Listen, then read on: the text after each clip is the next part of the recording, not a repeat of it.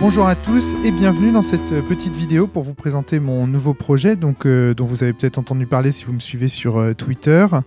Nouveau projet qui s'intitule Donjons et Dominos, en référence bien sûr au célèbre Donjons et Dragons. Dans Donjons et Dominos, on joue des aventuriers qui explorent un donjon qui va se construire grâce à des dominos. On joue principalement 4 personnages, donc un voleur ou une voleuse que j'ai choisi moi de symboliser par un pion violet, un guerrier ou une guerrière que j'ai choisi de symboliser par un pion rouge, une magicienne, un magicien par le pion vert et un prêtre ou une prêtresse par un pion blanc. Chacun de ces personnages va avoir sa propre fiche de personnage. Les fiches de personnages sont somme toute assez simples. J'essaye de vous en montrer une à la caméra. Il y a principalement 3 caractéristiques: le mouvement, l'attaque et les points de vie. Le mouvement, on va voir que c'est le nombre de cases que peut parcourir le personnage en un tour sur le plateau. L'attaque, c'est le nombre d'ennemis qu'il peut attaquer et tuer, ou le nombre de points de vie qu'il peut faire en un tour à un boss. Et enfin, les points de vie, c'est le nombre de blessures qu'il peut encaisser avant d'être mis hors combat. Donc voilà. Et vous voyez aussi qu'il y a son niveau, parce qu'on va voir que les personnages évoluent à chaque niveau. Alors chaque personnage a ses petites capacités. Le voleur, lui, donc à chaque fois qu'il va pouvoir tuer un ennemi, il va pouvoir looter, c'est-à-dire récupérer un trésor sur un 5 ou un 6. Donc il lance un dé pour savoir s'il récupère un trésor. Lui, c'est sur un 5 ou un 6, alors que la plupart des personnages, lorsqu'ils lootent, c'est sur un 6 seulement. Le guerrier va pouvoir attaquer. Hop, lui, le guerrier, il va pouvoir attaquer sur toutes les cases adjacentes, alors que les autres sont condamnés à attaquer des ennemis qui ne sont que sur leur case à eux. La prêtresse, elle, va pouvoir utiliser des potions sur d'autres personnages. Et elle va pouvoir également utiliser un parchemin qui s'appelle le parchemin de soin. Le magicien, lui, son pouvoir, c'est qu'il peut utiliser les parchemins. Tous les parchemins, y compris le parchemin de soin d'ailleurs. Et donc le guerrier, la magicienne et la prêtresse vont commencer avec une potion, alors que le guerrier et le voleur ne commencent avec aucun objet. À savoir que les objets, donc les trésors, sont symbolisés par des cartes trésors. Donc voilà un paquet de cartes trésors. En tout et pour tout, le jeu est livré avec 1, 2, 3, 4, 5, 6, 7, 8, 9, 10, 11, 12 cartes trésors. Parmi lesquels on verra des trésors qui sont des trésors permanents, donc qui font un effet permanent tant que le personnage a le trésor, il a l'effet. Et puis d'autres objets qui sont bien sûr des objets consommables, type voilà, des potions qui, quand elles sont utilisées, sont remélangées dans le paquet des cartes trésors. À savoir que les trésors sont piochés de façon aléatoire dans ce paquet qui est ici recouvert de deck protector blanc. Et ici, donc, on a le paquet des cartes exploration. Alors, les cartes exploration, on va voir que ce sont les cartes qui permettent de savoir dans quel sens, en fait, qui vont créer la dimension procédurale du donjon avec les dominos. Donc, qui vont nous dire comment, en gros, les prochains dominos vont être posés. Mais tout ça, vous allez le voir en jeu. Alors, il y a 1, 2, 3, 4, 5, 6, 7, 8, 9, 10, 11, 12, 13, 14 cartes qui posent des dominos. Et puis, il y a enfin la dernière des cartes, qui est ce qu'on appelle la carte d'exploration d'issue.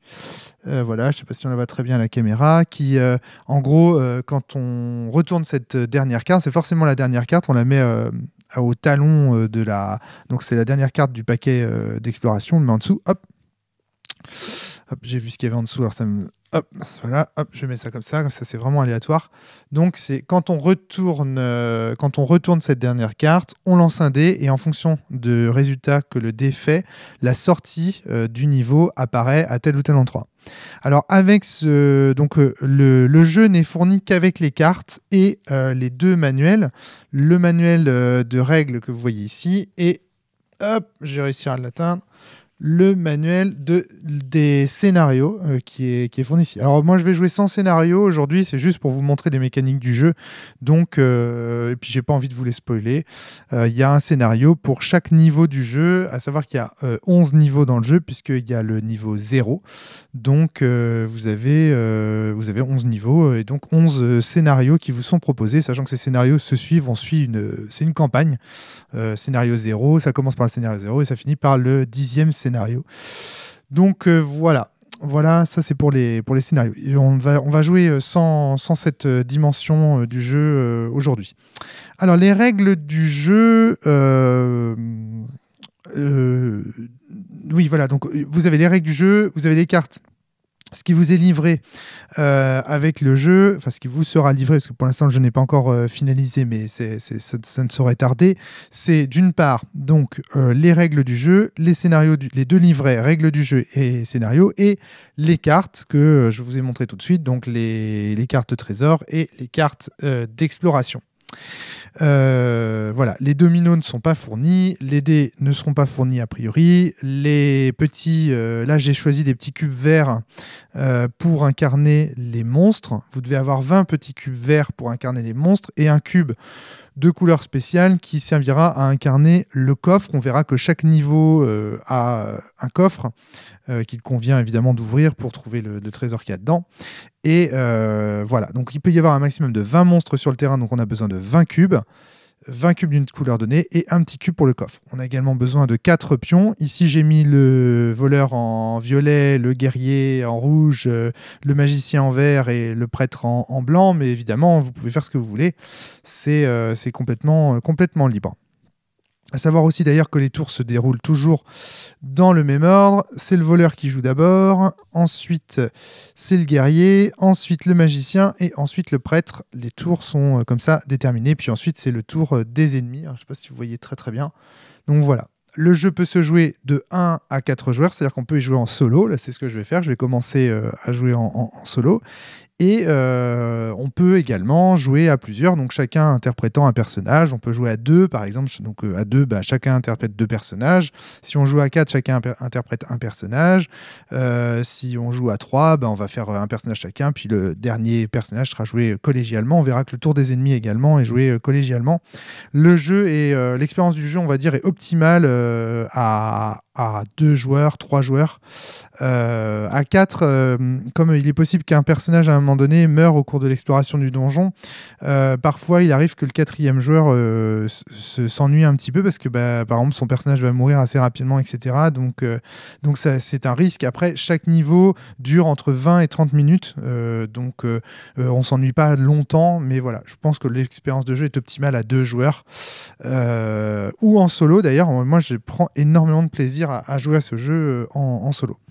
Alors là, on a des persos qui sont tout neufs. Alors, ce que je vais faire pour cette partie, on va pas faire le niveau 0 ensemble. Je vais prendre un niveau immédiatement élevé pour vous montrer un petit peu ce que donne le jeu. On va faire ensemble le niveau 5, que je trouve très caractéristique, on va dire, du type de difficulté que vous pouvez rencontrer dans Donjons et Dominos. Chaque niveau, proposant un peu ses propres règles et donc ses propres difficultés.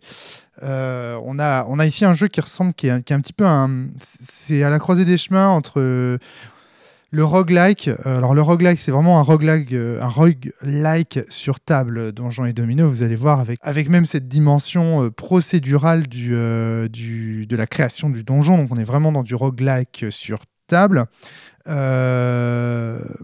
Mais pas uniquement.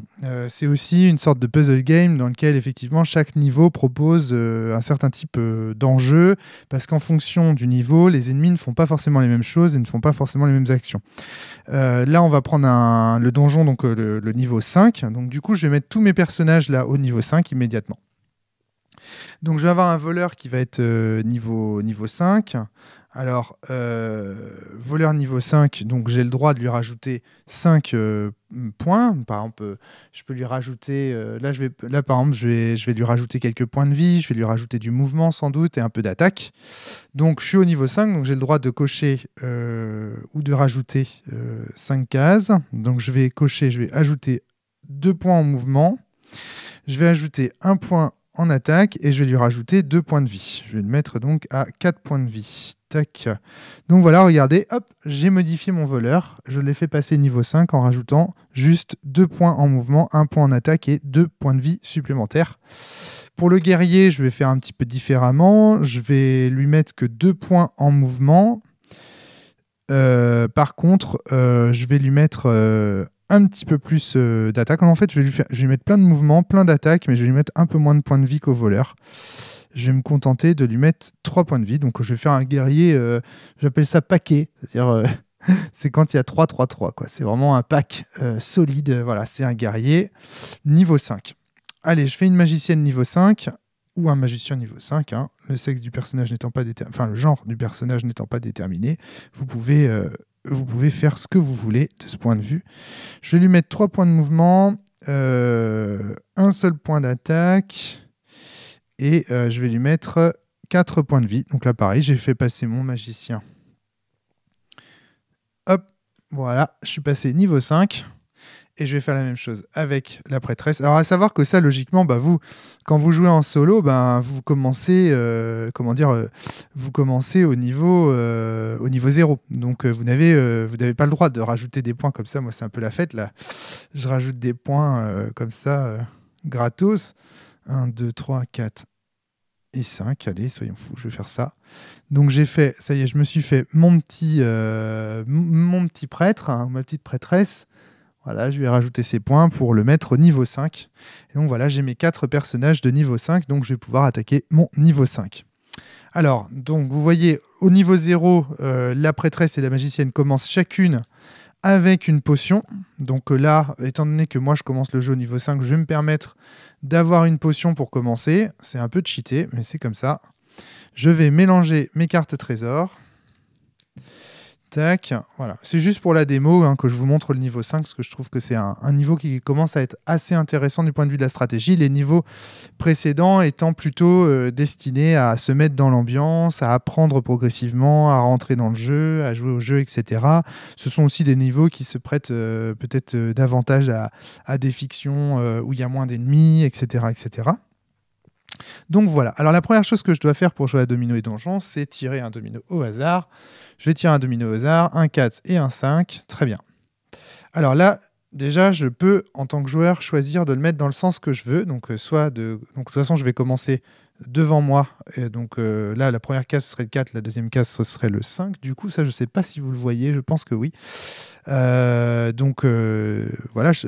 il y a un sens à ce domino. Je vais rentrer par là. Je vais rentrer par ici, je vais arriver par ici. Alors, qu'est-ce qu'ils font les ennemis pendant leur tour? Donc je vous rappelle, hein, c'est le voleur qui joue, puis le guerrier, puis le magicien, puis le prêtre, et ensuite les ennemis. Pendant leur tour, donc après le prêtre, les ennemis font plusieurs choses. Ils lancent le dé des méchants et ils vont apparaître sur les cases indiquées par le dé. Typiquement, si je lance le dé, par exemple, imaginons que le dé là, ce soit le dé des méchants. Si je le lance et que je fais 3, comme c'est le cas là, ici j'ai fait 3, eh bien, je vais mettre un ennemi sur chaque case 3 de mon donjon. Donc là, si j'avais fait un 5 ou un 4, si j'avais fait un 4, j'aurais mis un monstre sur la case 4. Si j'avais fait un 5, un monstre sur la case 5. Donc ça, c'est basique. Quand je lance la première chose que font les ennemis en général pendant leur tour, c'est de lancer le dé des méchants et d'apparaître à certains endroits. Mais ici, au niveau 5, ils vont pas faire qu'apparaître. D'abord, ils vont apparaître avec le dé des méchants, mais en plus, donc le DM, ce qu'on appelle le DM, le dé des méchants, et en plus, ils vont frapper.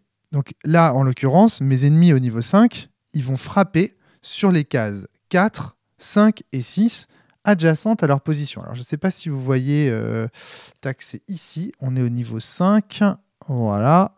Donc ici, on nous dit que d'une part, on lance le DM et que d'autre part, les ennemis frappent sur les cases 4, 5 et 6 adjacentes à leur position.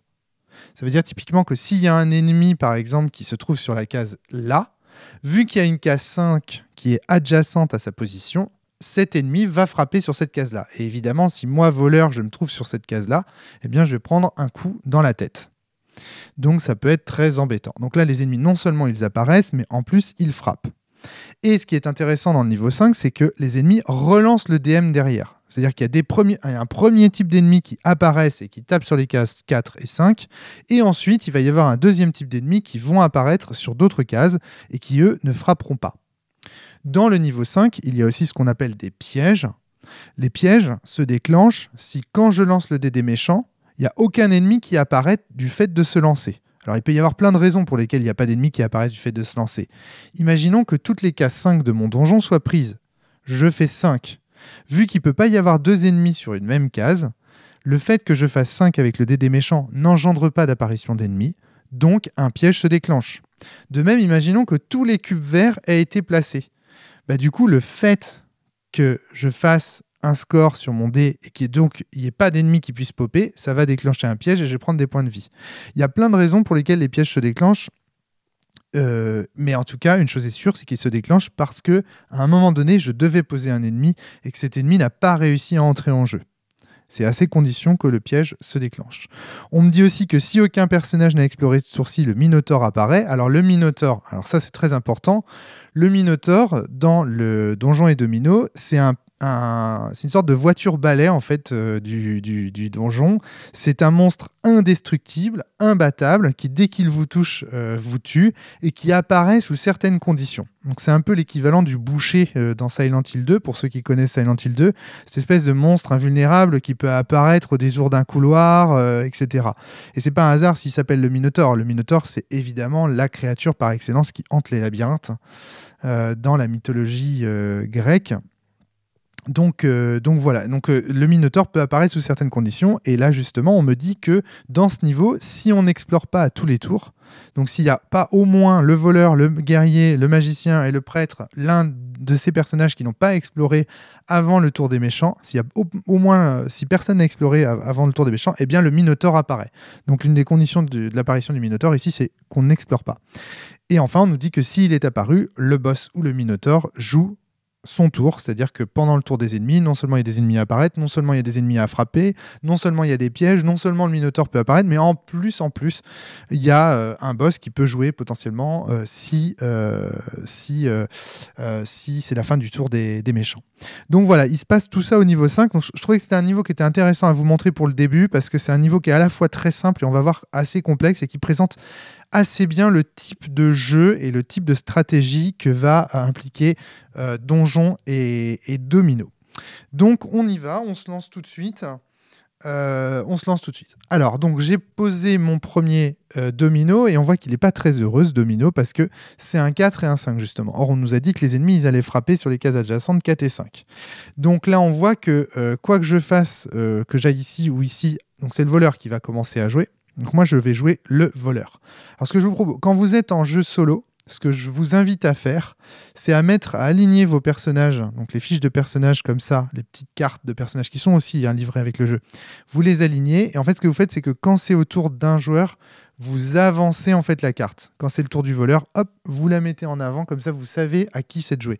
Une fois que le voleur a joué, vous le rapatriez, vous avancez votre guerrier, vous dites ok, là c'est le tour du guerrier, là c'est le tour de la magicienne, là c'est le tour du prêtre, etc. Comme dans un RPG, vous savez, où les personnages s'avancent pour attaquer.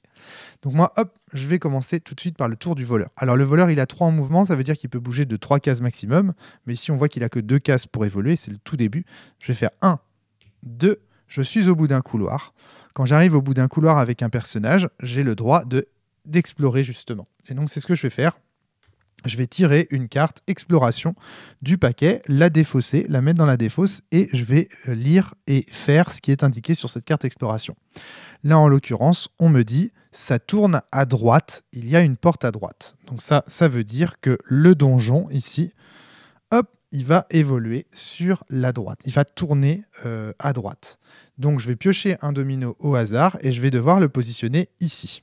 Alors, c'est le joueur qui l'a tiré qui choisit le sens du domino. Autrement dit, c'est le voleur, le joueur qui joue le voleur, qui va décider est-ce que je le mets comme ça ou est-ce que je le mets comme ça. Je vous rappelle que dans ce donjon... Alors attendez, il faut que je revoie parce qu'il y a un truc, il y a une question que je me pose, c'est est-ce qu'il frappe sur case blanche? Je crois que oui. Oui, les ennemis lancent le DM et ils frappent sur les cases 4, 5, 6 et sur les cases blanches adjacentes à leur position. Autrement dit, dans cette situation...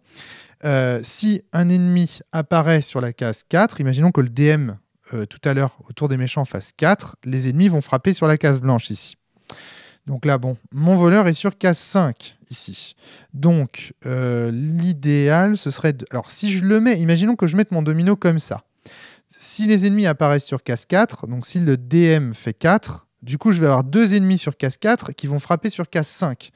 Donc, je vais me prendre 2 fois, je vais me faire frapper par cet ennemi-là, et je vais me faire frapper par cet ennemi-là, je vais me prendre 2 blessures. Donc là, j'ai plutôt intérêt à chercher à mettre mon domino dans ce sens-là pour éviter d'être frappé par trop d'ennemis en même temps. Donc là, si le DM fait 4, donc c'est une chance sur 6, bien sûr, que le DM fasse 4, une chance sur 6 qu'il fasse 5. Donc là, ici, mon voleur, en fait, si on réfléchit bien, là où il est placé pendant son tour, on voit qu'il a quand même 2 chances sur 6, une chance sur 3 d'être frappé. Si le DM fait 4, il sera frappé. Si le DM fait 5, il sera frappé. Le DM fait 4, il est frappé parce qu'il y a un ennemi qui apparaît et qui le frappe sur case 5. Si le DM fait 5, il sera frappé parce qu'il y a un ennemi qui apparaît sur sa case et ça engendre une blessure également. Donc là, ici, mon voleur, eh ben, il est mal barré en réalité. Ce premier domino là qu'on a pioché de 4 et 5 dans le donjon 5, c'est une horreur. On n'a vraiment pas eu de chance. Mon voleur a fini son tour. Et à savoir que l'exploration termine toujours le tour du personnage. Donc là, ça va être au guerrier de jouer. Le guerrier, il a mouvement 3. Il a mouvement 3, ça veut dire qu'il peut se déplacer de 3 cases. Alors, première chose qu'il faut vous apprendre, c'est que 2 personnages ne peuvent pas être sur la même case ensemble. C'est impossible. Les règles du jeu ne le permettent pas. Donc, comme 2 personnages ne peuvent pas être sur la même case ensemble, ce qu'on peut faire, c'est sauter par-dessus les personnages qui nous sont alliés. Quand on saute, alors il y a juste les méchants et les personnages peuvent être sur une même case, hein, ça c'est tout à fait possible, c'est tout à fait envisageable qu'un méchant soit à côté du voleur, mais par contre c'est pas possible que le guerrier soit à côté du voleur. Ça c'est pas possible, c'est impossible. Ils n'ont pas le droit d'être l'un à côté de l'autre. Par contre, ce qu'ils peuvent faire, c'est se sauter l'un par-dessus l'autre. Et en plus, non seulement ils peuvent faire ça, mais en plus ils peuvent sauter au prix d'un seul déplacement. Par exemple, imaginons qu'il y ait plein de gens qui soient devant moi, imaginons qu'ils soient 2 comme ça, et ben, le fait de faire, là ça me fait 1, 2. J'ai le droit de sauter par-dessus tout le monde. Donc les placements aussi des personnages dans le donjon sont assez importants. Allez, là j'y vais, j'ai 3 de mouvement avec mon guerrier, je vais faire 1, 2, 3. J'arrive au bout du couloir, j'ai le droit d'explorer avec mon guerrier. Je tire une carte, on découvre cette carte ensemble. C'est une carte qui me dit que ça va tout droit. Et donc je vais piocher un domino au hasard et je vais continuer mon petit donjon. Il va tout droit. Tac. Ça va tout droit. Ça va tout droit, ça va tout droit. Alors là, j'ai pioché un 5, un 3. Je vais mettre le 3 devant. Voilà. Je choisis de mettre le 3 devant en me disant, bah voilà, si le DM fait 3, je prends 1. S'il fait 4, je prends 1. Mais bon, voilà. Bon. Je ne vais pas vous expliquer non plus tous mes choix stratégiques à chaque fois, parce que sinon, on ne va pas en sortir. Mais voilà. Le magicien a 4 de mouvement. Il y va. 1, 2, 3, 4. Lui aussi, il a le droit d'explorer. C'est magique. Hop. Et qu'est-ce qui se passe? Ça va tout droit. Donc on continue. Hop, on va tout droit. On pioche un domino au hasard. Allez, c'est un 1. Je vais mettre mon domino comme ça. Hop, je vais prendre un risque. Là, on voit que le magicien ici, il est vraiment en danger parce que si le dé des méchants fait 4, il va y avoir un ennemi qui va apparaître là et qui va frapper sur case 5 adjacente. Donc il va se faire frapper.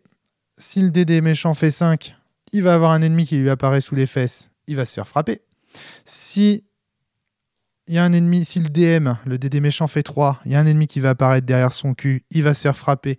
Pareil. Donc là, en fait, ce magicien-là, il a une chance sur 2, puisqu'il a 3 chances sur 6 en réalité. Donc une chance sur 2 pendant le tour des méchants de se prendre un dégât. Donc c'est énorme.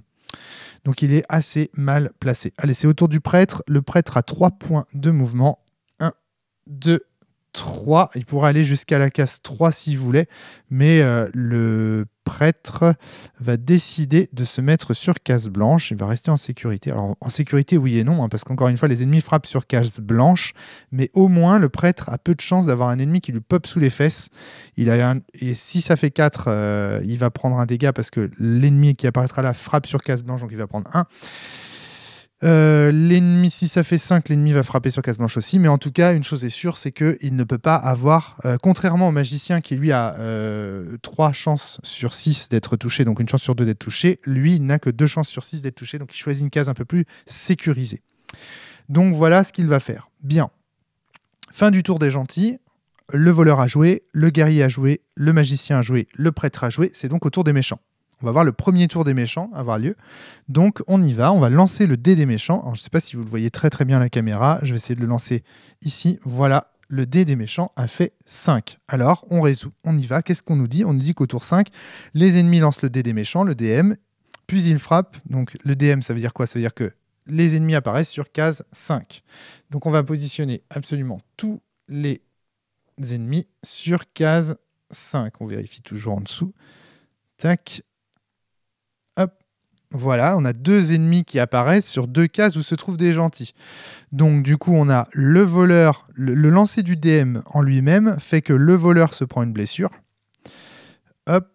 C'est l'horreur ce donjon en fait. Et le magicien se prend une blessure. Ça commence bien mal. Hein. C'est vraiment une partie... Là c'est vraiment... Ça commence mal. Hop, le magicien se prend une blessure. Ensuite, on nous dit, une fois le DM lancé, une fois les ennemis apparus, tous les ennemis frappent les dominos 4, 5, 6 et case blanche. Ah bah cet ennemi-là, qu'est-ce qu'il fait? Eh bah il frappe la case blanche. Donc le prêtre prend 1. Allez, boum. Il se prend 1 dégât. C'est l'horreur. Hein. Alors là, c'est l'horreur. C'est un des plus mauvais départs qu'on puisse faire. Et le guerrier, lui, eh ben, il n'est pas adjacent. Regardez, le vert, là, il peut frapper éventuellement le 4. Le vert, là, frappe le blanc et le 4 qui est là. Mais par contre, on voit que le guerrier, ici, ben, lui, il n'est pas frappé parce qu'il n'y a pas d'ennemi adjacent à sa position. Donc, le guerrier est le seul à bien s'en sortir dans cette phase de jeu. Puis ensuite, on nous dit que les ennemis relancent le DM. Donc là, ils relancent le DM. Ils font 2. Ah, mais il n'y a pas de case 2 apparue, là, dans notre donjon. Qu'est-ce qui se passe dans ces cas-là? Comme je vous l'ai dit, quand un ennemi devrait apparaître et qu'il n'apparaît pas, ça déclenche un piège. Donc les joueurs vont devoir se prendre un piège. Quand on doit se prendre un piège, ce sont les joueurs qui décident qui se prend le piège. Donc là, en l'occurrence, on va décider que c'est le magicien qui se prend le piège. Vous allez me dire, mais pourquoi ce pauvre magicien se prend le piège? Parce que lui, il a une potion et il a plus de points de vie, un peu plus de points de vie que les autres. Donc j'ai hésité entre le prêtre et le magicien, mais j'ai choisi plutôt le magicien. Voilà, donc là, on a déclenché un piège, bravo. Et voilà, c'est la fin du tour des méchants. On va pouvoir reprendre notre tour. Allez, c'est au voleur de jouer. Le voleur, qu'est-ce qu'il peut faire? Eh bien, il peut attaquer. Vous voyez, mon voleur, il a 2 points d'attaque. Ça veut dire qu'il peut tuer jusqu'à 2 ennemis par tour. Eh bien, il ne va pas se priver. L'ennemi qui est juste à côté de lui, là, hop, il va le tuer. Alors, il n'y a pas besoin de lancer les dés, vous voyez, pour tuer des ennemis. Hein. C'est juste, il a 2 en attaque, donc il peut tuer jusqu'à 2 ennemis par tour. C'est comme ça. Donc là, il a choisi de tuer celui... Donc, par contre, pour tuer un ennemi, il faut être sur sa case. Il faut être sur la case de l'ennemi. Il n'y a que le guerrier qui a le droit de tuer des ennemis qui sont à côté de lui. Tous les autres doivent être sur la case où se trouve le méchant pour pouvoir l'attaquer et le tuer.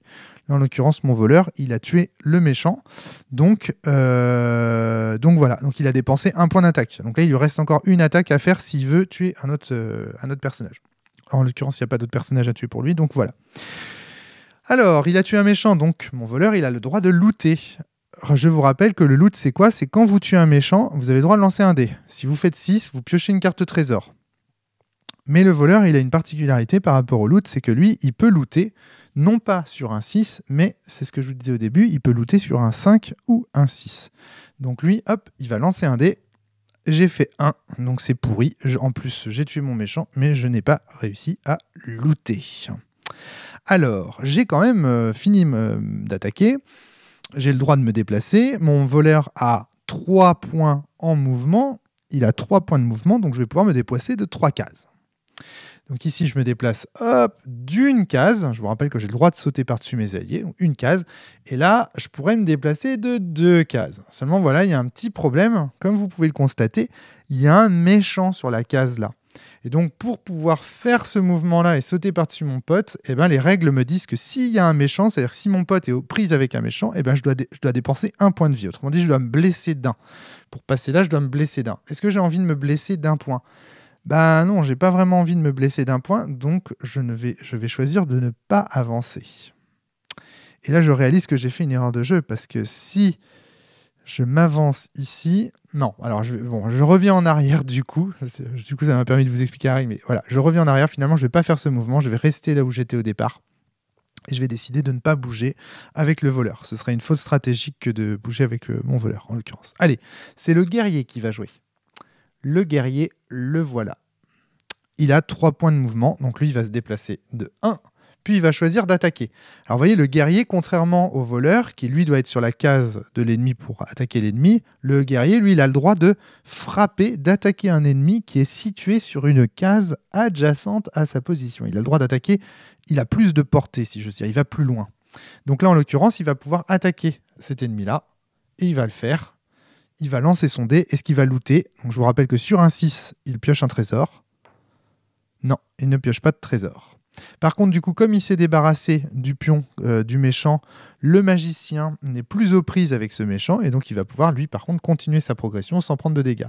Donc il a déjà fait 1, 2, 3. Il se déplace, et il explore. Qu'est-ce qu'on a? Oh, ça va tourner, on a une petite bifurcation. Donc je pioche 2 dominos, et je vais les placer. Oh putain, double 6, mais non, mais c'est pas possible, quoi. Mais c'est pas possible. Oh là là, c'est pas bon ça. C'est pas bon du tout les double 6. C'est pas bon pour une simple et bonne raison. Le double 6, c'est que, je vous rappelle que les ennemis frappent sur case 5, 4, 6 et case blanche. Donc là, en gros, c'est des cases sur lesquelles les ennemis vont être enclins à frapper. Donc j'aime pas ça du tout. Allez, c'est maintenant au magicien de jouer. Le magicien va jouer. Alors le magicien, lui, il a 4 points en mouvement. Donc il va pouvoir aller très très loin. 1, 2, 3. Il va s'arrêter là, puisqu'il explore. Donc explorer, ça veut dire voir un petit peu ce qui se passe en face, ça veut dire voir s'il y a des pièges, etc. Ça va tout droit. On pioche un domino et on avance vers le 1. Voilà, pour l'instant, ce donjon est un couloir. Hein. Vraiment, on se croirait dans Final Fantasy XIII. Là, hein. C'est vraiment un long couloir. Donc voilà. Alors, on y va. Donc c'est le prêtre qui joue. Le prêtre ou la prêtresse, donc qui a 3 points de mouvement, va pas pouvoir aller bien loin. 1, 2, 3. Elle pourrait aller là, mais encore une fois, elle a une chance sur 2 de se prendre des coups. Je vais m'arrêter sur la case 3. Alors pourquoi je m'arrête sur la case 3 ? Parce que je sais que si les ennemis font 5 et qu'ils apparaissent sur case 5, ils frappent sur case 4, case blanche, case 6, mais ils ne frappent pas sur case 3. Donc en me mettant ici sur case 3, je n'ai qu'une chance sur 6, le prêtre n'a qu'une chance sur 6 de se prendre des blessures. Donc c'est une place qui est relativement intéressante. Allez, c'est au méchant de jouer, il lance le dé. Eh bien, les ennemis apparaissent sur les cases 6. Donc on va positionner sur chaque case 6 un petit méchant. Ensuite, la règle nous dit qu'au niveau 5, les ennemis, après s'être positionnés sur des cases 6, vont frapper les cases blanches, les cases 4 et les cases 5 adjacentes à leur position. Ici, il n'y a pas de case 4, de case 5, ni de case blanche adjacente à leur position. Par contre, il y a des cases 6 adjacentes à leur position. Donc cet ennemi frappe là et cet ennemi frappe là. Mais comme personne n'est là, il n'y a pas de dégâts. Évidemment, il n'y a pas de friendly fire. Hein. Les ennemis ne se frappent pas entre eux. Donc, c'est le premier DM. Ensuite, on me dit qu'il faut lancer un deuxième DM. Je lance un deuxième DM. Ça fait 5. Donc cette fois-ci, je pose sur 5. Il y a aussi le voleur qui va encore se prendre un pack. Oh là là, le voleur se prend encore un dégât. Donc lui, hop, je coche une blessure sur le voleur. Alors, par contre, ces ennemis qui viennent d'apparaître avec les cases 5, eux, on me dit qu'ils ne frappent pas. Donc, pour l'instant, il ne se passe que ça. Le voleur s'est pris un dégât du fait de l'apparition d'un ennemi et c'est tout. À moi de jouer. Fin du tour des méchants. Les pièges ne se sont pas déclenchés, c'est très bien. Donc, fin du tour des méchants, c'est au voleur de jouer. On y va avec le voleur. J'ai le droit d'attaquer, évidemment, comme tout à l'heure. Je ne vais pas m'en priver. Je vais attaquer cet ennemi-là. Et je vais looter. Oh putain, c'est pas vrai. Donc voilà, 3, 1, 2 et 3. Là, par contre, j'ai le droit d'attaquer. Alors, vous avez vu, là, le voleur, il a tué 2 ennemis ce tour-ci. Il a le droit de tuer jusqu'à 2 ennemis ce tour-ci, puisque je vous rappelle qu'il a 2 points d'attaque. Donc, il a tout à fait le droit de faire ce qu'il vient de faire et de relooter. Est-ce qu'il va... Putain, je vais pas réussir à piocher une carte trésor. C'est pas possible. Ok. Donc, fin du tour du voleur. Ensuite, le tour du guerrier. Le guerrier, lui, va s'aventurer dans ce petit couloir-là. Il a envie de prendre des risques. Alors, première étape, il va attaquer cet ennemi-là. Il va looter. Non. Il fait un... Il attaque ça. Non. Hop. Il va terminer son tour ici. Donc le guerrier avait le droit de se déplacer, de faire 2 cases, hein, puisqu'il a 3 en mouvement et 3 en attaque. Donc et même s'il y avait eu une case en plus et un ennemi en plus, il aurait pu continuer à avancer et à buter du monstre, parce qu'il avait ce qu'il fallait. Hein. Là, il va se contenter d'explorer ce tour-ci et de révéler une immense salle. Une première pièce dans ce donjon. C'est une immense salle composée de 6 dominos avec un coffre au milieu. Fabuleux. Super, on va pouvoir commencer à vous montrer ce que c'est qu'une salle. Alors, la salle, c'est parti. Donc d'abord, on doit tirer 6 dominos. Alors là, ici, je suis un peu engoncé et c'est un peu compliqué parce que j'ai tout le micro, le matos et tout le bazar en fait autour de moi. Alors, je suis obligé de déplacer le donjon et tout, mais en temps normal, on ne déplace pas son donjon, on le laisse sur place. C'est beaucoup plus simple. Qu'est-ce que... Il était où ce truc-là? Tout droit. Il est tout droit. Je crois. Donc voilà, donc là, j'ai réveillé ça. Hop. Là, je suis engoncé dans mes micros et mes caméras. C'est très, très chiant, hein, mais en vrai, c'est beaucoup plus simple que ça. Donc, je vais mettre mon 1 devant. Bon, je fais ma salle n'importe comment parce que j'ai pas envie que vous attendiez pendant 3 plombes que je réfléchisse à une stratégie viable. En vrai, je vais mettre ça comme ça, comme ça. Voilà. Je vais mettre le coffre au milieu. Ah! Je peux pas le mettre bien, mon coffre. Bon, écoute. Je vais mettre comme ça. Hop. Voilà, et je mets mon coffre ici, comme indiqué sur la carte. On voit que la carte m'indiquait comment mettre le coffre. Donc je le mets comme ça. Donc voilà, j'ai mon guerrier, mon barbare a trouvé une immense salle à explorer. On y va. Donc c'est la fin de son tour, parce que quiconque explore termine son tour. Donc du coup, ça va être à qui de jouer? Ça va être au magicien de jouer. Le magicien, lui, va continuer à explorer par là-bas. Oh là là, mon Dieu, ce que c'est compliqué là, avec le micro et tout. Je sais pas si vous voyez le micro. Vous avez commencé à voir le micro sur la caméra. C'est pas beau, mais tant pis. Parce que là, sinon, j'arrive pas à accéder là-bas. Donc, le magicien va explorer. Le magicien explore. Qu'est-ce qu'il trouve? Qu'est-ce qu'il trouve, notre magicien? Il trouve encore un couloir. Oh putain, évidemment. Évidemment, le jour où je peux pas avoir beaucoup de bras, eh ben, faut que ça parte à l'autre bout du monde. À péta au schnack. Oh là là, c'est lourd. Donc voilà, donc là du coup on a un long couloir, mais c'est incroyable, ce donjon ressemble à rien du tout. Donc notre magicien a exploré, c'est maintenant au tour de la prêtresse. Alors la prêtresse, elle a 1 point de vie, le magicien il en a 2, donc pour l'instant ça va, personne n'est trop en danger. La prêtresse elle a 3 en mouvement, 1, 2, 3. Alors la prêtresse elle va continuer, elle va suivre le magicien. 1, 2, 3, et elle va se mettre sur case blanche. Bon, c'est un pari un peu risqué, c'est-à-dire que là je fais le pari que le dé des méchants va pas faire 1. Parce que si jamais le dé des méchants fait 1, là on voit qu'il va y avoir un méchant apparaître là, un méchant apparaître là, ils vont frapper sur case blanche, je vais prendre cher. Mais bon, allez, je fais le pari que ça va pas être le cas. Le dé des méchants est lancé. Oh putain, ils ont fait 1. Bon, bah d'accord, ok, j'ai pas de bol. Donc il y a un méchant qui apparaît sur chaque case 1. Donc il y en a un qui apparaît juste à côté du coffre pour le défendre. Il y en a un qui apparaît juste à côté du barbare. Il y en a un qui apparaît juste à côté de la prêtresse. Il y en a un qui apparaît devant, un qui apparaît derrière, un qui apparaît encore... Oh là là là là, mais c'est une catastrophe. Alors là, qu'est-ce qui se passe? Donc il y en a un qui apparaît, tout le couloir est infesté de monstres. Alors, donc comme je vous l'ai dit tout à l'heure, je lance le dé des méchants et ensuite ces méchants frappent sur chaque case adjacente qui s'appelle 4, 5, 6 ou blanche. Donc ce méchant-là ici, il frappe là, il frappe là, il frappe là, il frappe là. Ici en l'occurrence, ce méchant frappe sur toutes ces cases adjacentes ici. Heureusement, personne n'y est. Ce méchant-là, il frappe là sur 5, il frappe sur 6, et regardez mon barbare, il se trouve aussi sur une case 6, donc il est frappé. Donc mon barbare se prend 1 dans la gueule. Pan, enfin mon guerrier.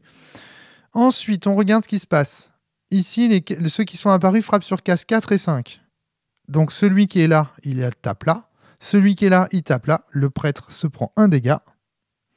Poum. Je suis désolé. Hein. Logiquement, c'est plus simple, mais avec le micro, en fait, j'essaye de pas trop bouger non plus pour bouger les caméras, machin, donc je suis un peu engoncé. Et ici, donc, on a celui-ci vient de frapper le prêtre, mais celui-ci frappe aussi le prêtre. Voilà, j'avais parié qu'il ne ferait pas 1, bah résultat, ils ont fait 1. Résultat, regardez ma prêtresse dans quel état elle est. Regardez ça, elle est toute blessée, elle a plus qu'un seul point de vie. Donc là, je suis vraiment dans la grosse merde, quoi. C'est vraiment pas bien, quoi. Et, la magicienne qui est en bout de couloir, là, il y a un ennemi qui lui est apparu sous les fesses. Qu'est-ce qu'elle se prend? Eh ben, poum, 1 dégât aussi. Bim, allez. C'est une catastrophe, quoi. Donc là, ma magicienne n'a plus qu'un point de vie, mon prêtre n'a plus qu'un point de vie. Ça se trouve, en fait, cette vidéo va se finir par une gigantesque défaite. Ce sera bien fait pour moi. Alors, donc, c'est pas fini. Je vous rappelle que les méchants au niveau 5 lancent le dé des méchants 2 fois. Donc là, ils vont relancer et ils font 4. Donc, il y a un méchant qui apparaît là. Un méchant qui apparaît là. Un méchant qui apparaît ici. un méchant qui apparaît ici, un méchant qui apparaît à l'entrée du donjon, un méchant qui apparaît là, un méchant qui apparaît juste à côté de mon voleur, et un méchant qui apparaît au bout du couloir. Donc là, en fait, les méchants ont grave popé dans ce donjon, c'est un truc de dingue. Alors, pourquoi ici le voleur ne se prend pas de dégâts? Parce que je vous rappelle qu'il n'y a que les premiers ennemis à apparaître qui frappent sur case 5, 6 blanches, etc. Là, ici, il y a un ennemi qui est apparu, mais il est dit dans le tour niveau 5 que ces ennemis ne frappent pas ce tour-ci. Vous voyez, c'est bien précisé. Dans la base, on nous dit...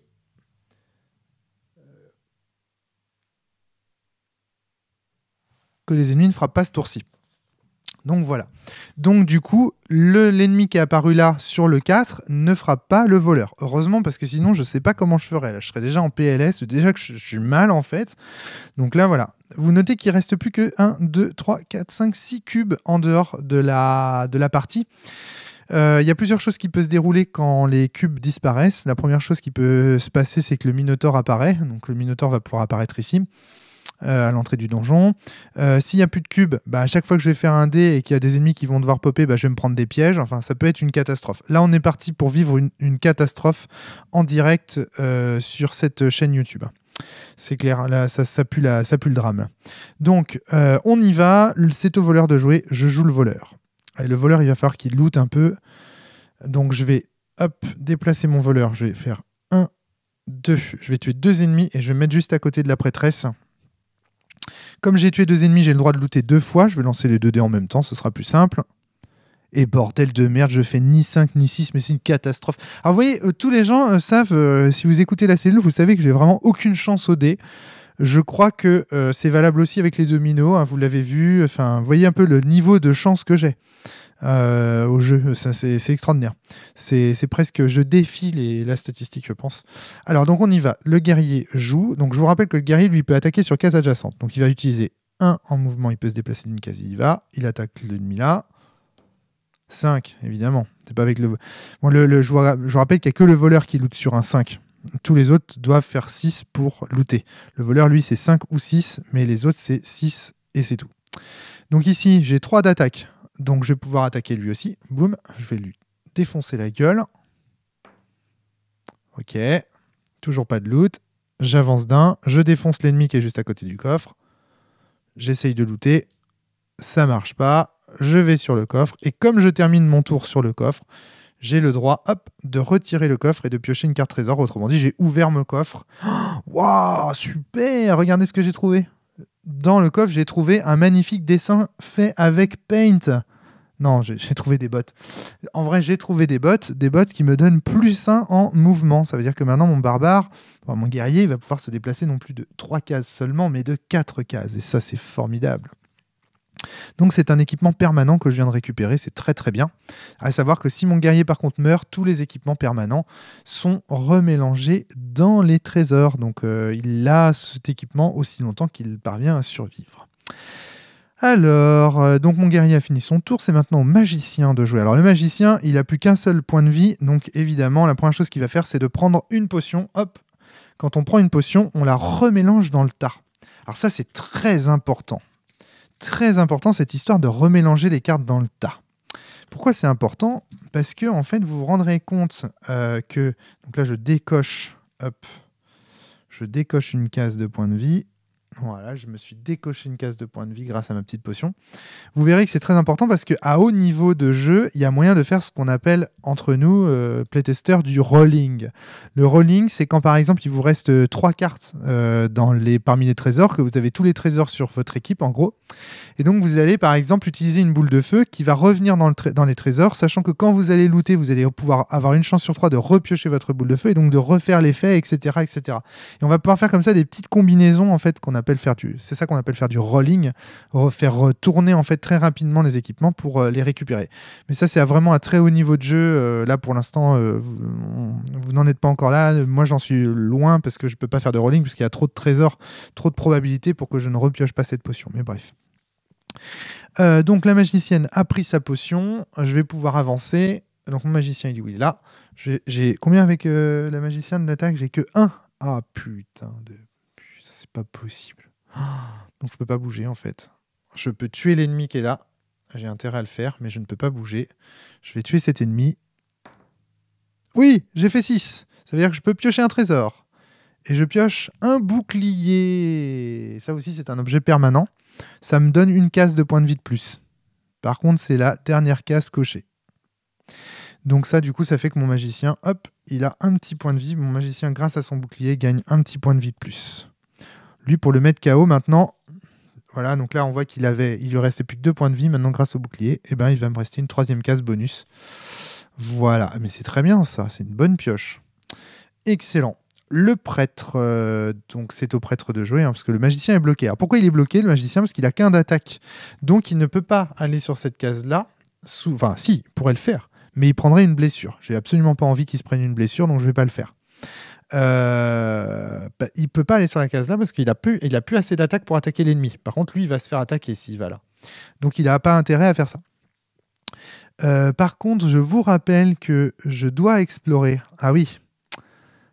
Ah, si je n'explore pas, le Minotaure arrive. Donc là, est-ce que mon prêtre va pouvoir explorer ce tour-ci? Non, il ne pourra pas parce qu'il a 3 de mouvement seulement. Ça fait 1, 2, 3. Donc il n'arrivera pas à explorer non plus. Donc en fait, je n'ai pas le choix. Je vais devoir passer. Et ben voilà. Et ben voilà, vous allez voir un cas où ça se passe. Je vais devoir passer sur la case, j'ai pas le choix. En fait, vu que je dois explorer, donc je dois aller au bout de ce couloir ce tour-ci, sinon le Minotaure apparaît et va me tuer tout le monde, hein, ça je peux vous le garantir. Le Minotaure, c'est un gros bœuf indestructible qui va me buter tout le monde. Enfin, c'est une horreur. Hein. C'est vraiment, quand je le comparais au boucher de Silent Hill, vraiment, je crois que je suis encore en dessous du boucher. Donc du coup, j'ai pas le choix en fait. Avec mon magicien, je vais devoir. Donc là, j'ai combien? J'ai 4 de mouvement. Donc je vais faire ce mouvement. Aïe! 2 et je vais explorer. Et donc du coup, je suis obligé de me prendre un dégât avec mon magicien. C'est la merde. Franchement, c'est la merde cette partie.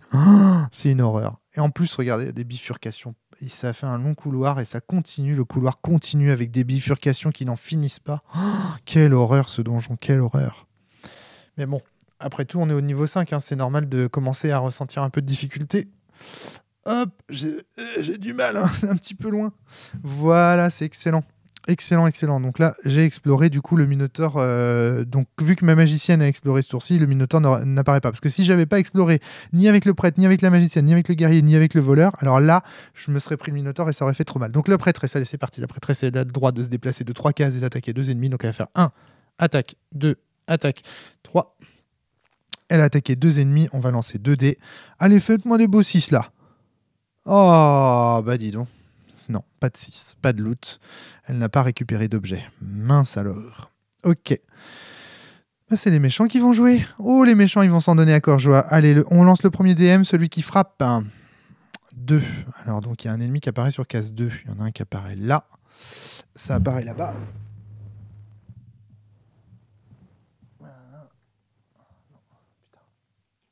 Ah!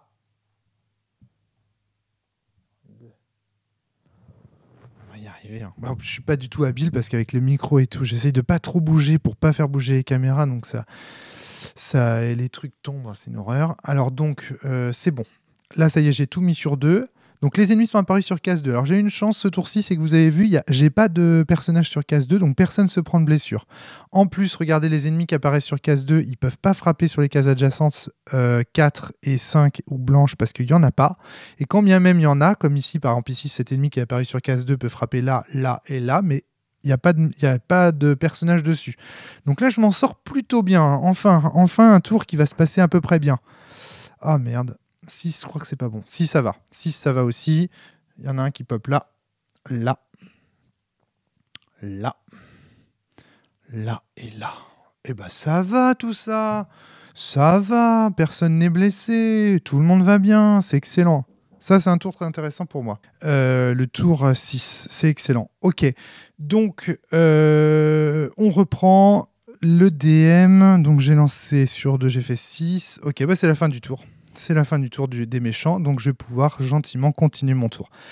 Alors, j'y vais sur le voleur. Hop, c'est le tour du voleur. Alors, le voleur, il peut se déplacer de 3, attaquer à 2. Je pourrais faire 1, 2, 3, tuer ça et looter 2 fois.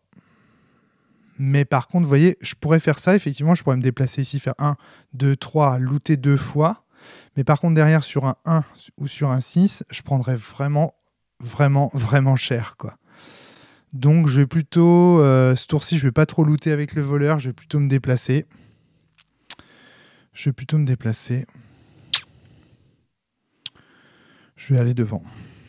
1, 2, 3. Oh là, qu'est-ce que c'est compliqué avec le micro devant. Ah, c'est insupportable.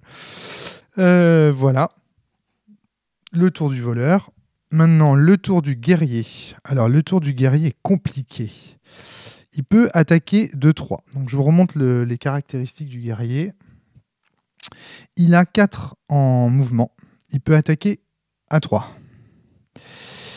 Donc, le problème, c'est que je pourrais aller là et explorer. Je pourrais aller sur cette case-là et explorer. Mais au tour d'après, le guerrier qui est, enfin, le méchant qui est là va taper sur case 6. Donc, il va me tuer. Enfin, il va me faire du mal. Ce que je vais faire plutôt, c'est que je vais attaquer ce méchant-là. 1. Je vais avancer. Je vais attaquer ce méchant-là. Et attaquer ce méchant-là. Voilà. Je vais attaquer 3 méchants. J'ai le droit, hein, j'ai 3 en attaque. Et comme ça, je vais pouvoir lancer 3 dés, looter 3 fois. Oh, un 6. Excellent, j'ai pioché. Oh, j'ai récupéré l'épée. Oh, bah, j'ai du bol par contre. Au niveau du loot d'objets, je récupère que des trucs trop forts. Donc l'épée, ça fait que tant que j'ai cette carte, je gagne plus 1 en attaque. Donc, mon barbare, non seulement il a plus 1 en vitesse, mais il a plus 1 en attaque. Il est complètement pété. Sachant que tous ces objets, je peux les échanger entre les différents personnages. Si j'ai envie de le donner à un moment donné à un autre personnage, je pourrais le faire. Je ne vais pas rentrer dans ces détails-là pour le moment, mais dans les règles, on peut faire des échanges, voilà, il faut que les joueurs soient d'accord, machin. Il y a des négociations. Alors, pourquoi j'avais intérêt à tuer cet ennemi-là, et cet ennemi-là, et cet ennemi-là? Parce que je vous rappelle que les ennemis frappent sur case 6, 4 blanche. Donc, si j'avais laissé... Imaginons par exemple que je n'ai pas tué cet ennemi-là et que j'ai exploré ici. Le problème, c'est que du coup, cet ennemi-là, lors du tour des méchants, eh ben, il aurait frappé sur case 6. C'est pas uniquement les méchants qui apparaissent qui frappent, c'est tous les méchants présents sur le board. Donc là, j'avais pas le choix, je devais l'éliminer pour éviter de me prendre celui-là. Néanmoins, mon barbare, là, ici, de toute façon, j'ai pas le choix, je vais devoir explorer. Sur cette case-là, il est pas bien, hein, parce que, regardez, sur un 6, il prend le dégât. Si le dé des méchants fait 4, il prend le dégât parce qu'il se fait attaquer. Et si le dé des méchants fait 1, il prend le dégât aussi parce que le 1 va attaquer sur case 6 ici. Donc, il a, encore une fois, lui, il est à une chance sur 2 de se prendre des dégâts. Donc, il est pas très bien. Allez, le guerrier va explorer. Et là, on voit qu'il y a une bifurcation. Alors, vous voyez ici, le schéma nous indique qu'il faut placer des dominos, un domino à droite et un domino à gauche. Évidemment, on est dans une grande pièce. Donc, on va les placer sur le côté de la pièce, comme indiqué sur le schéma. On va les placer ici et ici, par exemple. Voilà, typiquement. On les met comme ça. D'accord ? Quand le schéma ne permet pas d'établir l'endroit où se placent les dominos, on suit le texte de la carte. Or, le texte de la carte nous dit qu'il y a une bifurcation où il y a 2 issues à cette pièce. Donc, 2 issues à cette pièce, une à droite, une à gauche. On a bien compris. Donc, voilà. Donc, c'est comme ça que ça se passe. Donc, le guerrier a exploré ce tour-ci. Ce qui est cool, c'est qu'au moins, on risque pas le Minotaure. Alors, on va aller avec le magicien maintenant. Alors, le magicien, ça y est, il va pouvoir bouger. Il va pouvoir aller jusqu'au fond là-bas. C'est au magicien de jouer. Hop. Il attaque cet ennemi qui est au fond du couloir. Il loot. Oui, le magicien, il a qu'un seul d'attaque. Donc, oh oui, il a looté. Oh, mais putain, mais c'est trop bien. Et il a chopé une potion. Ça, c'est cool. Vous savez ce qu'il va faire? Il va la prendre tout de suite. Il va prendre sa potion direct. Parce que vu qu'il a que 3 points, vu qu'il a déjà pris 3 blessures, il a plus que 2 points de vie, dont celui du bouclier. Donc, il va pas se gêner. Il va prendre, il loot, il prend la potion direct. Voilà, le voilà, il n'est plus qu'à 2 blessures seulement. Et il va explorer puisqu'il arrive au fond du couloir. Tac. Et il trouve une grande pièce. Avec 3 dominos. On va les placer. Hop, je vais pousser mon micro.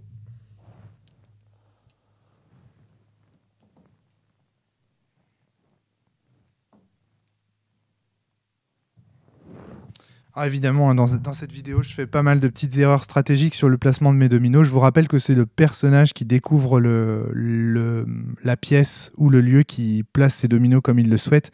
Là, je les place n'importe comment parce que j'avoue, je suis plus soucieux du bon déroulement de la vidéo et du débit de parole et d'explication que vraiment de la stratégie. Je vous laisse imaginer ce que vous auriez fait à ma place. Voilà, mais évidemment, j'ai pas forcément très très bien placé. Je crois que c'est pas trop mal, mais voilà. Donc le magicien a exploré, et donc c'est maintenant au tour de la prêtresse. Alors la prêtresse, elle va s'avancer de 2 cases, donc elle peut attaquer à 2. Donc je peux faire 1, une attaque. J'attaque, 2, 3.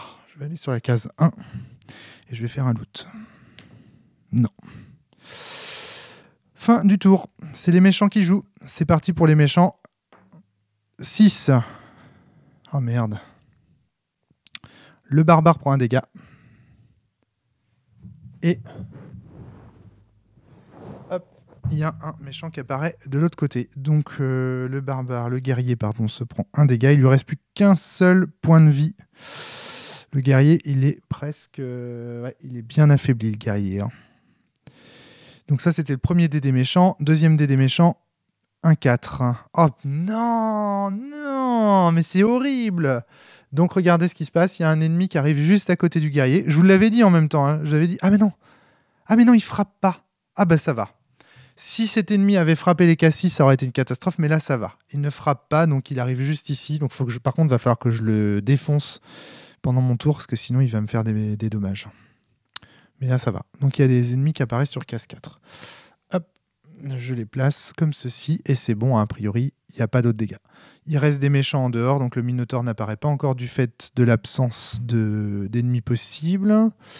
C'est la fin du tour des méchants, tout simplement. Donc ça va être à moi de jouer. Je vais aller avec le voleur. J'ai 3 cases. 2 attaques. Je vais aller... Je vais commencer à me diriger vers le petit couloir, là. 1, 2... Je vais aller là. Je vais looter. Allez, dis-moi 5 ou 6 là. Oh putain, c'est pas possible. Ça marche pas. Donc le guerrier, il a plus qu'un point de vie. Lui, il faut à tout prix qu'il loot et qu'il récupère une potion. Mais comment faire, quoi? Bon, déjà, je vais attaquer cet ennemi-là. 1.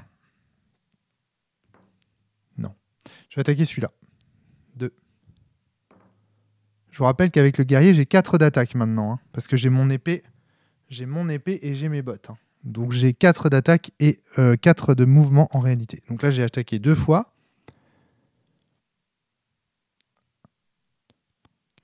Ouais. Je vais me déplacer là. Hop, et je vais attaquer celui-là. Je vous rappelle que le guerrier est comme ça le seul à pouvoir attaquer sur case adjacente. Hein. Aucun autre personnage ne peut faire ça. Il n'y a que lui qui est capable de faire ça. Donc les bottes et l'épée, ça lui va bien. Oh oui, un 6. Allez, dis-moi que c'est une potion. Oh oui, une petite potion. Oh, je viens de sauver mon guerrier de la faillite. Oh, le gros coup de bol. Eh ben ça, c'est du bol. Hein. Alors, à savoir que dans le paquet des trésors, il y a la moitié des cartes trésors là-dedans sont des potions. Donc j'avais quand même une grande chance de piocher une potion, parce qu'il y a déjà 1, 2, 3, 4 trésors qui ont été retirés. Bah, dont une potion, je sais pas, j'ai la flemme de calculer les statistiques, mais en gros, j'avais un peu plus d'une chance sur deux de piocher une potion. Là. Hop. Donc là, du coup, j'ai fait un déplacement, 2, 3.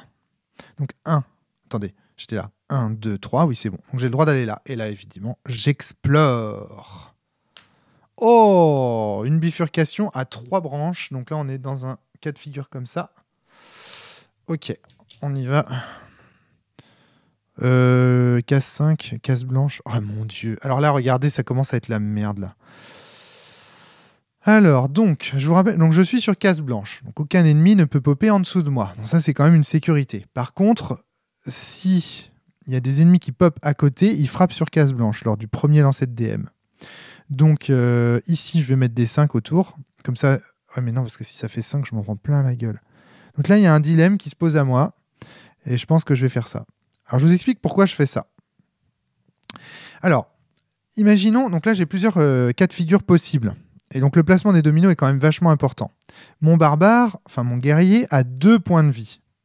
Si je mets les 2 5 à côté de lui, si le DM fait 5, il va y avoir un ennemi là et un ennemi là. Chacun va frapper sur case blanche. Je vais être pris en sandwich. Je vais me prendre un dégât par cet ennemi-là et un dégât par cet ennemi-là. Je vais me prendre 2 dégâts et je vais mourir. Donc là, il y a une chance pour que le lancer du... Il y a une chance sur 6 pour que le barbare meure.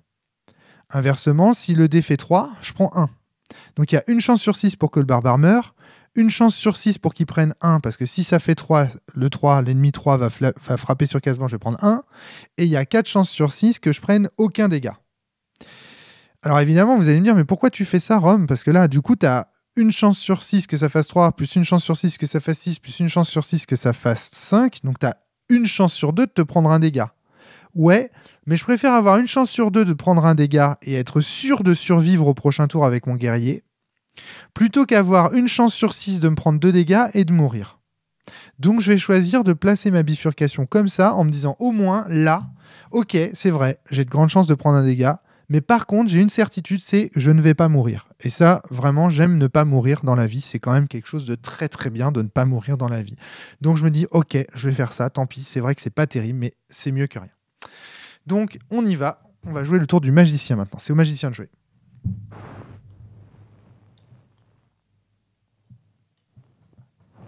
Alors vous avez vu, j'ai déplacé le magicien sur case 6, puis je l'ai remis en face. Pourquoi j'ai déplacé sur case 6? Parce que comme ça, j'ai pu looter un petit méchant supplémentaire. Et ça, c'est cool de looter des méchants.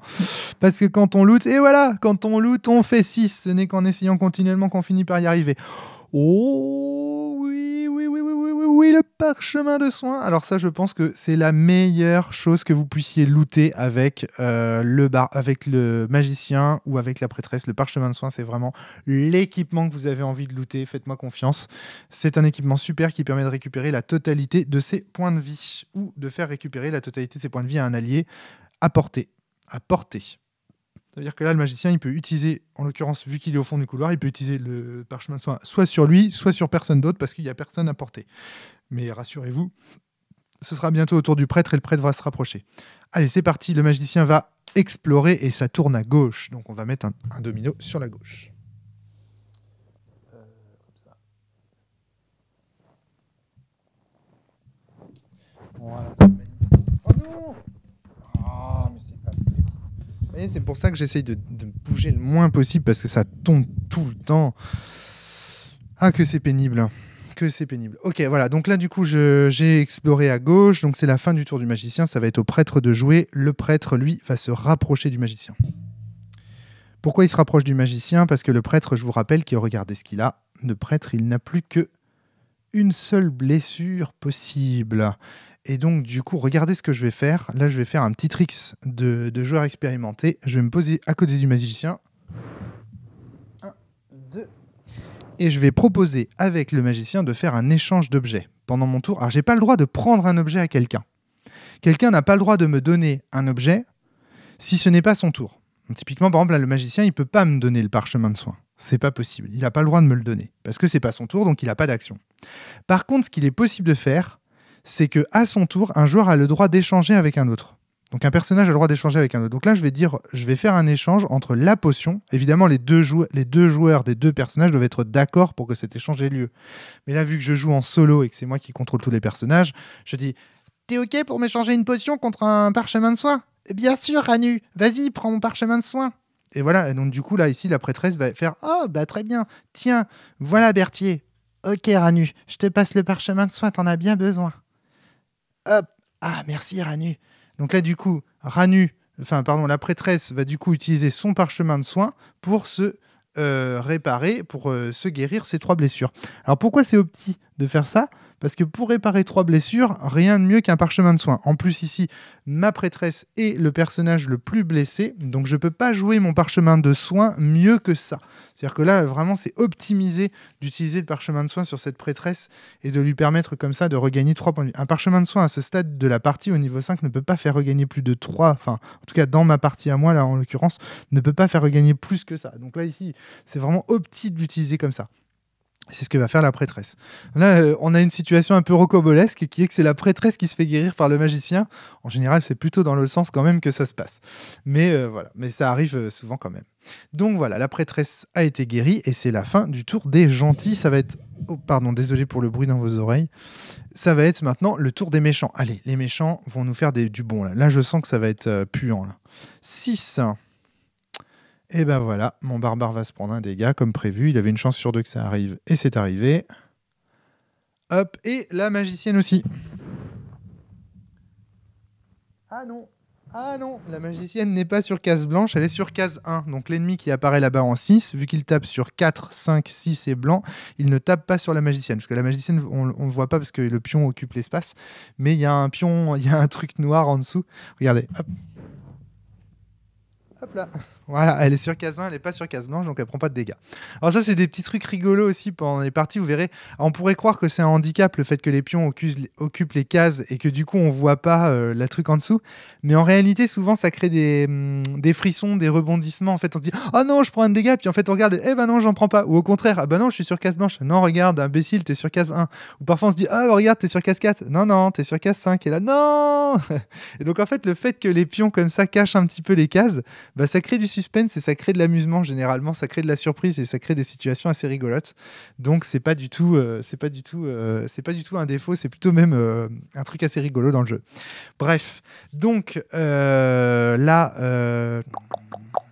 ok, je sais plus ce que j'ai fait. Oui, si, c'est ça, j'ai lancé le DM. Les ennemis sont apparus sur case 6. Les cases 6 frappent sur case 5, sur case blanche. Donc boum, le barbare se prend un. Bim, allez, prends ça dans la gueule. Boum, un petit dégât encore, le guerrier. Ça, c'est pas de chance. Ça, c'est vraiment pas de bol. Le voleur prend rien, la magicienne prend rien, la prêtresse prend rien. Maintenant, le DM est relancé, parce que je vous rappelle que les méchants lancent 2 fois le DM dans le niveau 5. Et ça va sur 5. Ici, ici, ici. Alors là, le barbare n'est pas frappé, parce qu'encore une fois, quand le deuxième DM est lancé, ça ne déclenche pas. Oh là là, regardez ce qui se passe. Tous les méchants sont arrivés en jeu. Hop. Donc il y a du 5. Tous les méchants sont arrivés en jeu. Il n'y a plus de méchants à poser. Hein. Vous êtes OK. Il n'y a plus de méchants à poser. Donc ça déclenche l'arrivée du Minotaure. Ça, c'est dans les règles. Dès que tous les méchants sont posés, ça déclenche l'arrivée du Minotaure. Le Minotaure se positionne sur la première case du donjon. Et il élimine tout ce qu'il trouve. Les gentils comme les méchants. Donc là, en l'occurrence, il vient déjà de buter un méchant. Un premier méchant qui vient de mourir. Alors, le premier méchant qui vient de mourir, donc je vous rappelle que les méchants devaient popper sur K5, donc on peut le mettre là. Hop, on va le mettre ici. Tac. Alors, le Minotaure. Quelles sont les règles du Minotaure? Premier élément, le Minotaure, il se déplace de 2 cases, me semble-t-il. Alors là, on hésite encore. On est encore en playtest pour savoir s'il faut le déplacer de 2 cases ou de 3 cases. Mais qu'est-ce que j'ai dans... Ça, c'est les conditions d'apparition du Minotaure. Monstre invincible. Il se déplace de 2 cases par tour. Donc là, il est encore sur 2 cases par tour. Ouais, il faudrait peut-être le mettre à 3. C'est vrai que 3 cases, ce serait peut-être un petit peu mieux, je pense. Donc on va peut-être... Le jeu, la version finale, ce sera peut-être 2 cases. Alors, donc le méchant, le Minotaure est apparu. Alors, qu'est-ce qui se passe avec le Minotaure? Donc le Minotaure, il se déplace de 3 cases par tour, de 2 ou 3 cases par tour, on ne sait pas encore, c'est encore en playtest, mais je pense que ce sera 3 cases. Donc il se déplace de 3 cases par tour. Il tue tout sur son passage. Il a la vision de la reine aux échecs. Et ça, c'est très important. C'est-à-dire qu'il voit devant, il voit comme la reine aux échecs sur les cases des dominos. Mais il ne voit pas à travers les murs. Donc là, typiquement, il ne voit pas par là parce qu'il y a des murs. Ça, le orange, là, c'est des murs, en fait. Donc là, en l'occurrence, on va le faire avancer puisque là, on est en fin de tour des méchants. Or, le Minotaure joue à la fin du tour des méchants. Donc ça tombe bien, il est arrivé. Il va jouer dès son arrivée en jeu. Il fait 1, 2... 3 cases et il regarde autour de lui. Et là, qu'est-ce qu'il voit? Il voit le voleur au fond. Il voit ça. Eh bien, figurez-vous que le voleur est immobilisé. Il ne peut plus bouger. Alors attention, il ne peut plus bouger. Il ne peut plus se déplacer. Ça ne veut pas dire qu'il ne peut rien faire. Ça veut dire qu'il ne peut plus bouger. Si quelqu'un va voir le voleur, veut lui échanger un équipement, il peut faire ça. Si le voleur avait des choses à faire, du genre une boule de feu, enfin, c'est pas possible puisque le voleur n'est pas un magicien, mais imaginons que ce soit un magicien qui soit immobilisé et qui ait une boule de feu, il peut faire une boule de feu par exemple, mais il ne peut pas se déplacer. Donc là, le voleur, il est immobilisé. Et tant qu'il est dans la sight du Minotaure, tant qu'il est dans le champ de vision du Minotaure, il ne peut pas se déplacer, et le Minotaure le prend pour cible et va se rapprocher inexorablement de lui. Et quand il sera à son niveau, quand il sera sur sa case, le Minotaure va lui infliger la totalité des blessures possibles. C'est-à-dire que là, en l'occurrence, le voleur, il lui reste que 2 points de vie. Donc, le Minotaure va lui infliger tous les points de vie possibles. Donc là, en gros, le Minotaure va se déplacer de 3 tours par méchant. Donc 1, 2, 3, 1, 2, 3, 1, 2, 3, 1. Dans 4 tours, quoi qu'il arrive, le voleur va mourir. Donc là, la course-poursuite est engagée pour éviter que le voleur ne meure. Là, c'est la cible, ça devient la cible prioritaire du Minotaure. Notez bien que si, par exemple, à un moment donné, il y a un personnage qui est ici, le Minotaure peut changer de cible et attaquer la cible la plus proche. Par exemple, imaginons que je mette le guerrier ici et qu'à un moment donné, le Minotaure soit là. Il voit le guerrier. Le Minotaure voit à travers les méchants. Mais il ne voit pas à travers les personnages. Donc là, typiquement, par exemple, le Minotaure voit le voleur, mais il ne voit pas la prêtresse et il ne voit pas le magicien. Mais imaginons par exemple que je mette mon guerrier ici, ça peut attirer, on peut appâter le Minotaure. Et là, par contre, s'il le voit le guerrier, rappelez-vous, le guerrier sera figé. Donc là, imaginons que je mette mon guerrier là et que le Minotaure se retrouve ici. Bah là, du coup, j'aurai mon guerrier figé et mon voleur figé. Par contre, du coup, le Minotaure ira là. Ce qui peut me permettre de faire une diversion, comme on le verra par la suite, pour éventuellement, 1, 2, 3, obtenir des gains et peut-être éventuellement même fuir. Parce qu'à partir du moment où un personnage fuit le niveau, tous les personnages ont fui le niveau. Donc ça peut être une façon d'échapper au Minotaure que de faire ça. Donc là, le Minotaure est arrivé, c'est la merde. Je vous le cache pas, ça commence à être la méga merde pour moi. On y va, on continue, on va poursuivre. Donc, c'est au voleur de jouer. Le voleur ne peut pas se déplacer et ne peut rien faire en l'occurrence. Donc il va passer son tour, purement et simplement. Voilà pourquoi je vous avais dit au départ que là, typiquement, par exemple, s'il y avait quelqu'un qui jouait le voleur, il serait un petit peu dégoûté. En même temps, c'est un peu de sa faute. Il est resté dans le couloir, le voleur, et un joueur expérimenté aurait su que le Minotaure allait finir par arriver, et donc peut-être qu'il ne serait pas resté là. Après, on peut imaginer que ce joueur ait fait le choix sciemment de rester dans le couloir en se disant « comme ça, je vais protéger mes potes ». Ça, c'est un sacrifice qui est possible. Mais le fait comme ça qu'un personnage puisse se sacrifier à un moment donné de la partie, ça fait que du coup, il y a toujours un peu, à la fin de la partie en tout cas, à la fin des niveaux, un joueur qui se sacrifie pour les autres. Et ça peut être frustrant pour certains joueurs d'être le personnage un peu sacrifié. Heureusement, ça n'arrive pas à toutes les parties, loin de là, mais ça arrive de temps en temps. Et c'est pour ça que je disais en préparation de l'émission que le jeu est optimum à 2 joueurs. À 2 joueurs, on est sûr de ne pas s'ennuyer. À 4 joueurs, il y a toujours un joueur comme ça qui peut se retrouver comme le voleur un petit peu baisé. Ou alors là, ici, le guerrier, il aurait pu mourir, par exemple, au dernier tour.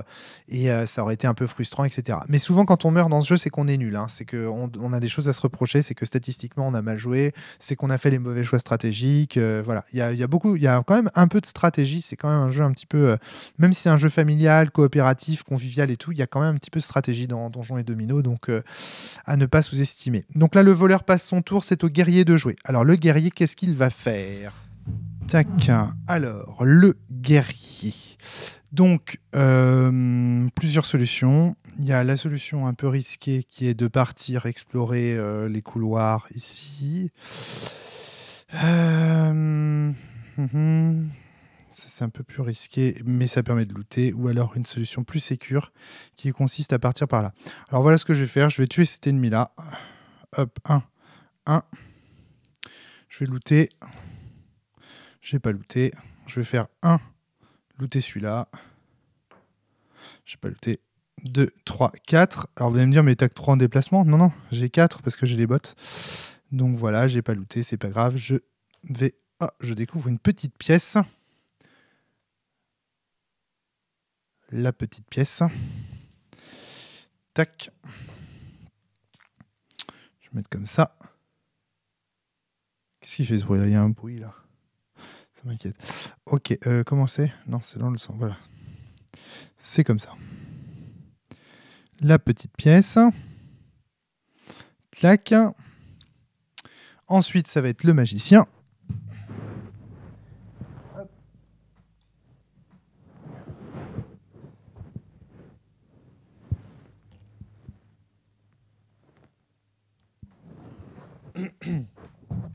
Le magicien a tué l'ennemi qui était sur la case 6 et il s'est mis sur la case 3. Je vous explique pas tous mes choix stratégiques, mais là, le fait d'être sur case 3, c'est très intéressant. Parce que, regardez, la prêtresse, en fait, a 3 en mouvement.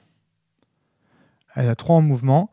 Le prêtre a 3 en mouvement. Le prêtre ou la prêtresse a 3 en mouvement. Donc, ça va lui permettre de... Si j'avais laissé... Regardez.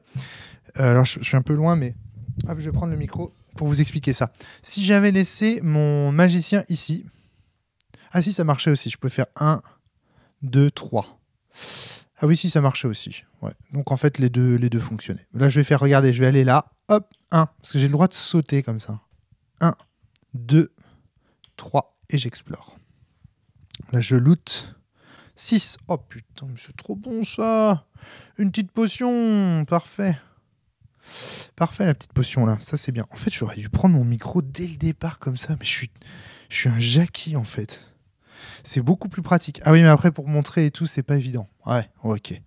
Bon, allez, 2 valets. Je sais pas non plus. Alors, donc, la prêtresse, hop, retourne et ça va tout droit. Au fond du couloir, ça va être le dernier domino. Là, c'est pareil. Hein, si vous êtes malin, vous savez déjà de quel domino il s'agit. Et donc, vous pouvez anticiper certaines choses. Je vais mettre comme ça. Donc, voilà. Fin du tour de la prêtresse. Il me reste plus qu'une exploration à faire. C'est les méchants qui jouent. C'est parti. Premier DM. 5. Encore un 5, mais bordel.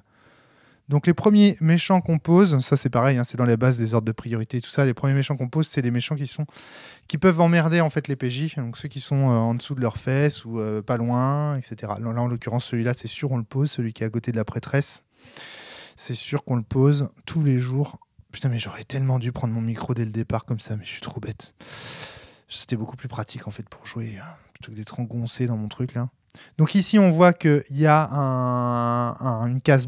Elle est sur case blanche, notre prêtresse. Donc le méchant qui est apparu lors du premier DM, je vous rappelle que tous les premiers méchants frappent sur case blanche 4, 5 et 6. Donc, enfin, tous les méchants, en fait, frappent sur case blanche. Vous imaginez, là, tous les méchants frappent sur case blanche 5 et 6. Ça veut dire que ce méchant-là frappe là, ce méchant-là frappe là, et là. Ce méchant-là frappe là. Ce méchant-là frappe là, ce méchant-là frappe là, ce méchant-là frappe là, ce méchant-là frappe là. Tout est Il y a plein de zones qui sont complètement frappées en fait de partout, qui sont hyper dangereuses en fait pour les PJ. Heureusement là, en l'occurrence, les PJ n'y sont plus, mais voilà, ça tire dans tous les coins.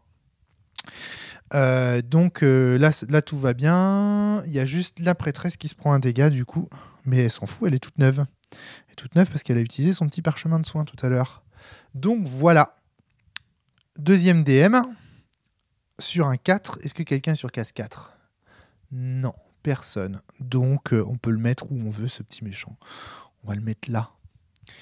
On va le mettre là. On peut le mettre devant le... Voilà. Je pense que on peut le mettre où on veut, en fait, ça change pas. Alors là, vous allez me dire, mais pourquoi tu prends pas de piège dans la tronche, là ? Parce qu'il y a plein de 4, en fait, qui seraient à pourvoir, mais qui sont pas pourvus par des méchants. Mais en fait, les pièges ne se déclenchent que si 0 ennemi arrive. Si au moins un ennemi arrive en jeu grâce au lancer du DM, les pièges ne se déclenchent pas. Or, en l'occurrence, là, il y en a au moins un qui est arrivé, c'est celui-là. Donc, les pièges ne se déclenchent pas. J'ai un peu de bol. Donc, c'est aussi pour ça que dans le jeu, il faut essayer de tuer des ennemis, parce que ça permet de mettre des cubes en dehors du jeu et donc d'éviter à certains pièges de se déclencher. Donc, ça peut être intéressant aussi de ce côté-là. Fin du tour des méchants. Alors, fin du tour des méchants, il y a toujours 1, 2... Le Minotaure qui se déplace. J'ai bien déplacé de 3. 1, 2, 3, 1, 2, 3. Oui, parce qu'en parlant comme ça en même temps, c'est parfois... Donc le Minotaure se rapproche dangereusement de mon copain le voleur, mais heureusement, regardez ce qui va se passer. On va finir la partie. 1. Hop, je loot. Oh là. C'est bon. Et voilà, j'explore. Dernière exploration. Au fond de la pièce, j'ai le droit d'explorer et je trouve l'issue. Alors, l'issue, regardez la carte, ce qu'elle dit. Donc il y a plusieurs... donc là, il y a une petite faute d'orthographe, je crois, sur la carte. Non, il y a une faute de... Voilà. Oui, parce que ça, c'est de la maquette. Donc ici, il y a écrit sur un... Il y a une petite erreur, mais c'est pas très grave. En gros, l'esprit, vous le saisissez bien, c'est qu'on lance un D6. Et en fonction du résultat qu'on obtient sur le D6, il y a plusieurs conditions. Sur un 1, l'issue apparaît dans l'immense salle. Donc l'issue va apparaître ici. Sur un 2, elle apparaît dans la grande salle. La grande salle, c'est 3 dominos consécutifs là-bas, c'est là-bas. Sur un 3, elle apparaît dans la petite salle. Sur un 4, c'est le boss qui va apparaître à l'entrée. Sur un 5, c'est le boss qui va apparaître dans l'immense salle. Sur un 6, le boss apparaît sur l'ennemi, le personnage qui est le moins blessé. Donc ça veut dire que là, en fonction du résultat, il va se passer différentes choses. Quand l'entrée apparaît, ça ne fait pas disparaître le Minotaure. Mais si le boss apparaît, ça va faire disparaître le Minotaure et du coup, le pion noir va devenir le boss. Pour l'instant, c'est le Minotaure. On va voir ce qui va se passer. Je lance le dé, puis je vous expliquerai après. C'est un 6. Sur un 6, le boss apparaît. Donc là, ce n'est plus le Minotaure. Le Minotaure, à partir du moment où le boss arrive, le Minotaure s'évanouit et disparaît. Le voleur va pouvoir reprendre son tour normal. Le boss va apparaître. Alors le boss ici, moi je l'ai symbolisé par un petit truc orange, mais c'est bien d'avoir 2 pions différents pour le Minotaure et le boss pour bien distinguer, mais après, vous pouvez aussi utiliser votre pion Minotaure pour le boss, hein, c'est pas trop important.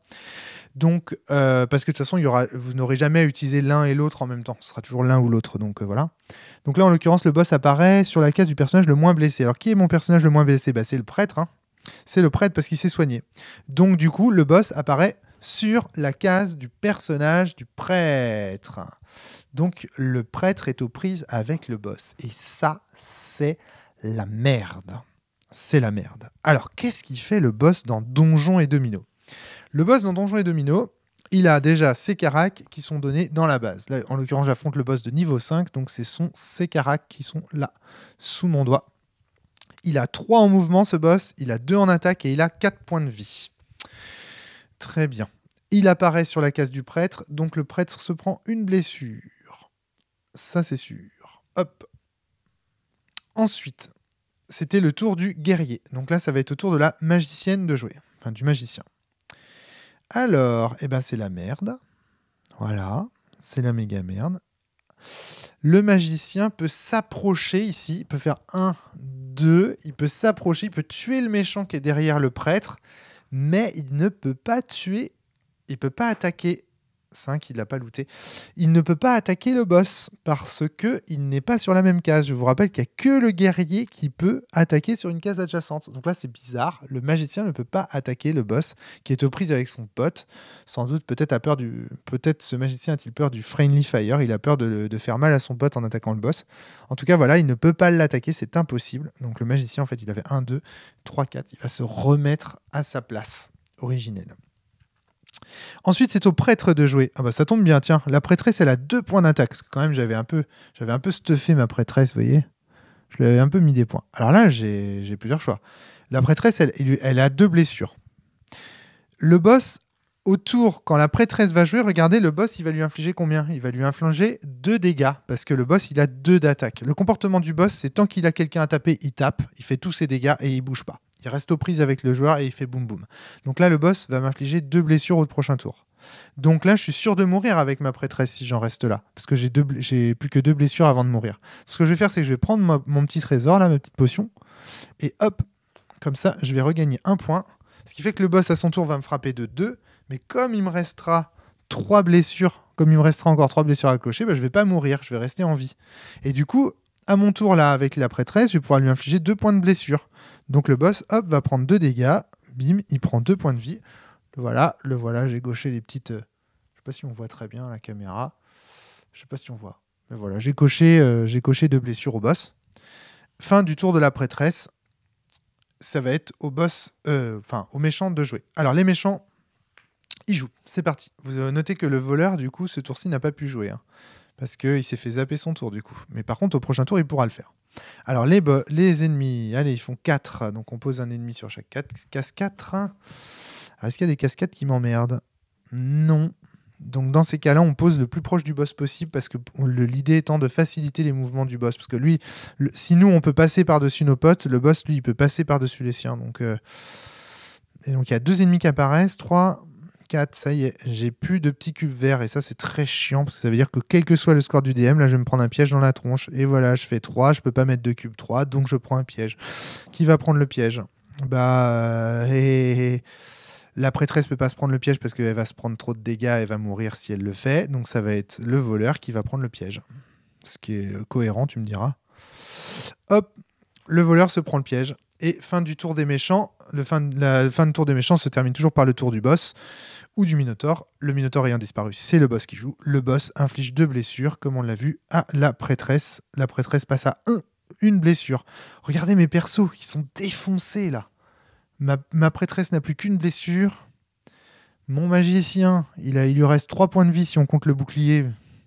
Mon guerrier, il a plus qu'1 point de vie. Mon voleur...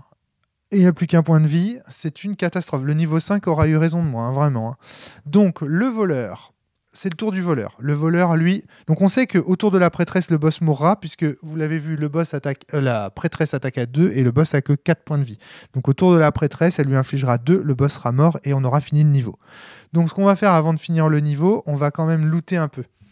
Donc, le voleur va pouvoir rentrer dans ce couloir-là, défoncer ces 2 persos et espérer looter, et il ne loot pas, mais bon sang, mais je suis maudit des dieux, quoi, avec les dés. Le magicien, le guerrier, pardon, c'est au guerrier de jouer, il va se déplacer 1, 2, 3, 4, il peut se déplacer de 4 grâce au bot, et il va... Qu'est-ce que je suis maladroit. Et il va taper. Il va taper lui, parce qu'il peut taper que lui, en fait. Voilà, ça loot pas. Et le magicien, bah, il peut pas faire grand-chose parce qu'il est... Il n'y a pas d'ennemis autour de lui, donc il peut pas looter, donc il va juste passer son tour. Hein, c'est tout ce qu'il peut faire. Et du coup, c'est au prêtre de jouer. Le prêtre attaque à 2, le boss est mort, le niveau est terminé, fin du niveau.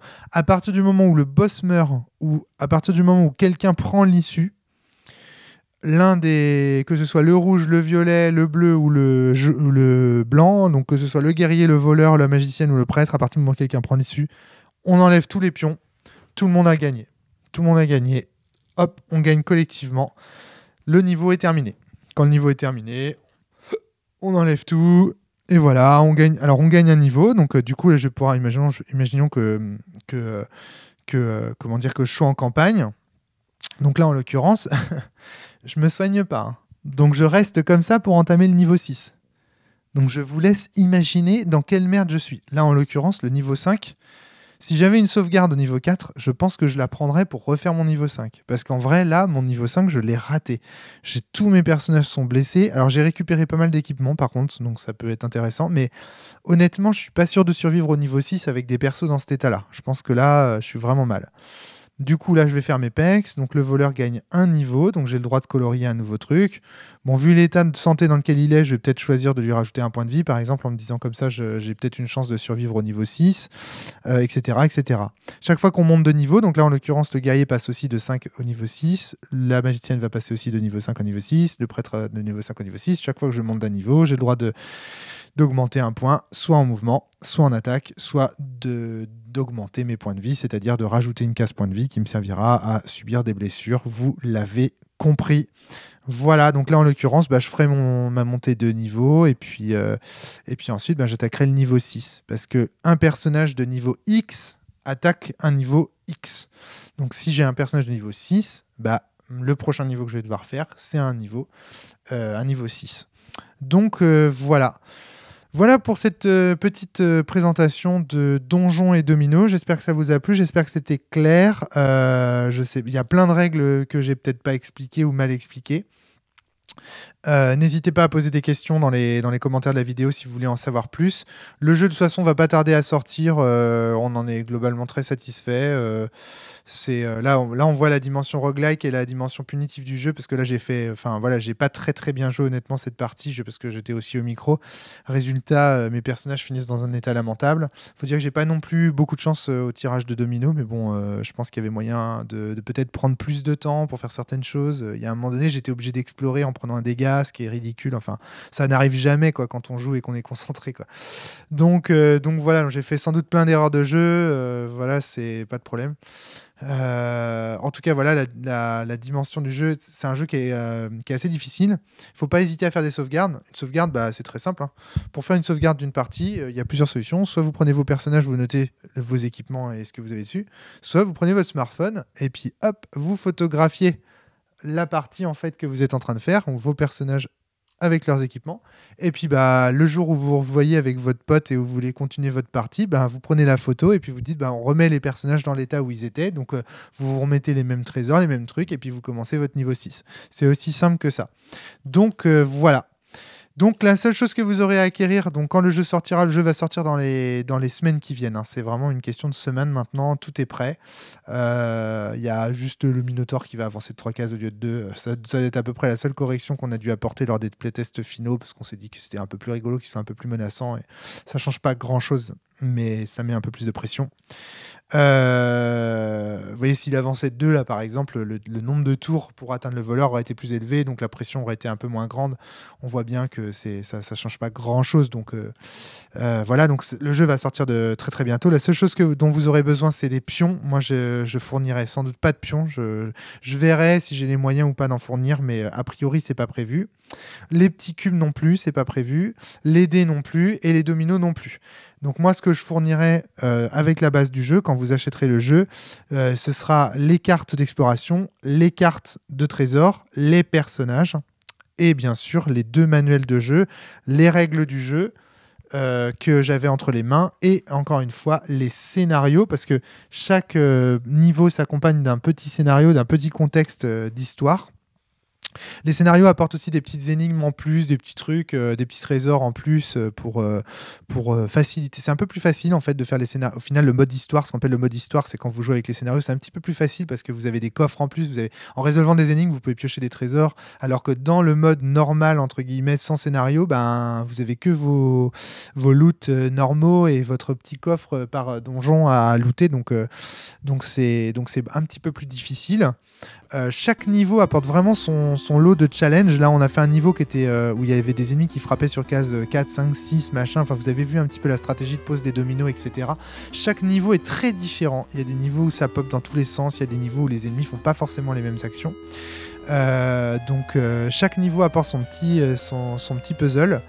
Qu'est-ce que je voulais vous dire d'autre? Oui, voilà. Le niveau 0 et le niveau 1 sont des niveaux qui sont plus tutoriels. Le niveau 0, il vous apprend à vous déplacer.